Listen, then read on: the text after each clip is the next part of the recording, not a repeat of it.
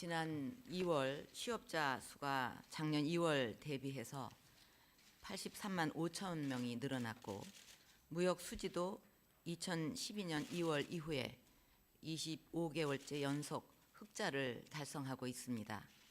주택 매매도 전년 대비해 66% 증가한 7만 9천여 건에 육박해서 거래량 집계를 시작한 2006년 이후 최대치를 기록했습니다.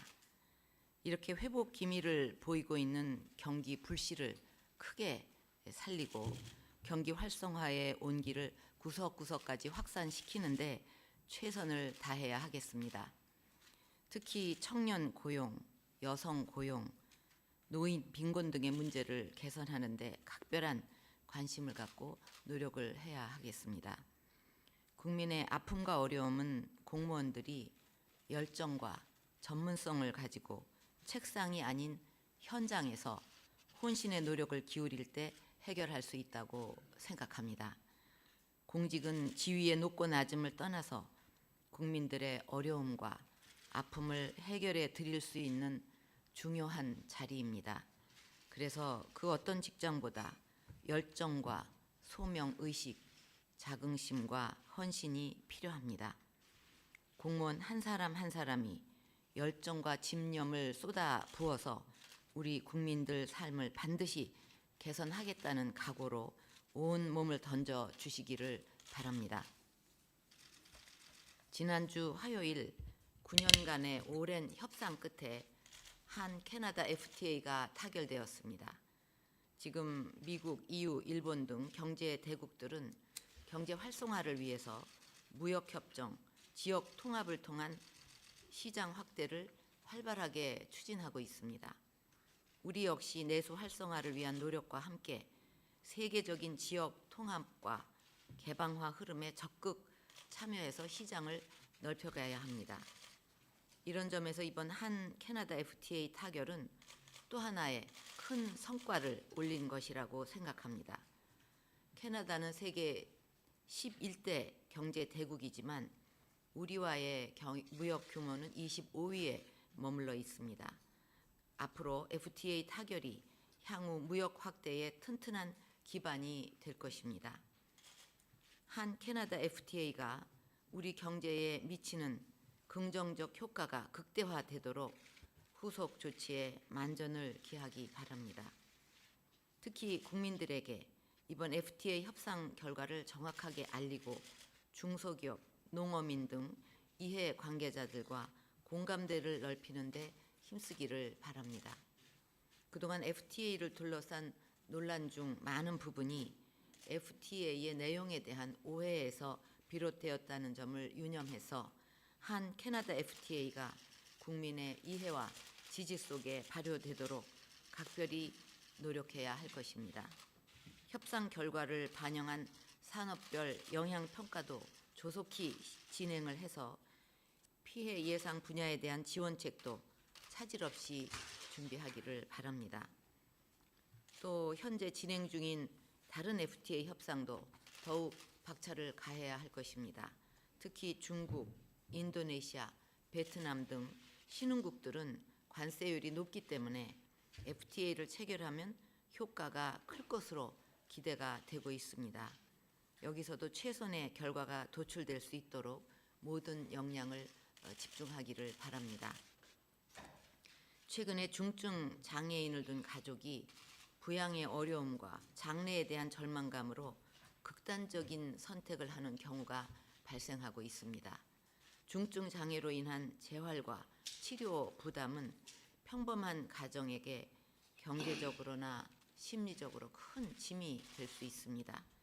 장애와 질병을 가진 개인과 그 가족의 부담을 줄여주고 가족을 지탱할 수 있도록 든든한 지원 체계를 만들어 주는 것은 국가의 기본적인 의무라고 생각합니다. 4대 중증 질환 보장을 강화하고 비급여 제도를 개선해 나가는 것과 마찬가지로 중증 장애인에 대한 보호와 지원 체계도 조속히 갖출 수 있도록 대책을 마련하기를 바랍니다. 그리고 얼마 전에 복지시설 등에서 장애인 인권 침해 사건이 일어났습니다. 우리 사회가 사회적 약자의 인권 문제에 얼마나 취약한지를 보여주는 것이라고 생각합니다. 장애인 시설에서 인권 침해와 각종 비리가 일어나는 일이 오래전부터 반복이 되고 있는데 이런 고질적인 관행, 이젠 끊어야 하겠습니다. 이번 사건을 철저히 조사해서 법에 따라 엄단하고 전국의 장애인 시설의 인권 실태에 대해 전수조사를 해서 관계부처 합동으로 유사 사건의 재발 방지를 위한 근본 해결책을 마련하기를 바랍니다. 다음 주에 네덜란드와 독일을 순방할 예정입니다. 네덜란드에서는 핵무기와 핵테러로부터 안전한 세계를 만들기 위한 핵안보 정상회의에 참석하고 독일에서는 양국 간 실질 협력 증진과 통일 협력 등을 위한 정상회담을 할 예정입니다. 그런데 우리나라가 지난 2012년 핵안보 정상회의 의장국으로서 핵테러 억제 협약과 개정 핵물질 방호 협약의 중요성을 강조하고 그 비준을 국제사회에 약속했는데 아직도 국회를 통과하지 못하고 있습니다. 현재 북한의 핵 문제 때문에 국가의 안보와 국민의 안전이 심각한 우리로서는 어느 나라보다도 이 문제가 중요합니다. 국제 공조를 통해서 북핵 폐기에 나서고 있는 우리는 어느 나라보다도 선제적으로 이 문제에 모범을 보여야 할 입장에 있습니다. 핵안보 정상회의가 2년마다 열리는데 그 안에 북한의 핵이 어떤 식으로 전용될지 모르기 때문에 이런 기회에 우리의 외교력을 최대한 발휘하는 것이 중요합니다. 그런데 국회에서 다른 법안과 연계해서 이것을 통과시켜 주지 않고 있어 참으로 유감입니다.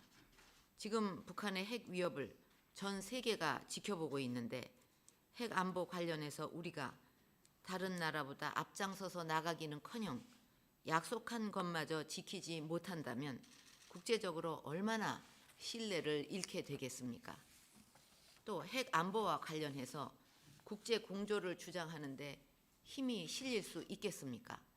그야말로 국익에 큰 손상이 갈 것입니다. 부디 조속한 시일 내에 국회에서 관련 법안을 통과시켜 주실 것을 부탁드립니다. 그리고 현재 한미 방위비 분담 협정도 국회 비준이 지연되고 있습니다. 잘못하면 주한 미군에 근무하는 우리 근로자들의 급여도 줄 수가 없게 되고 관련 중소기업들의 조업도 중단될 우려가 있습니다.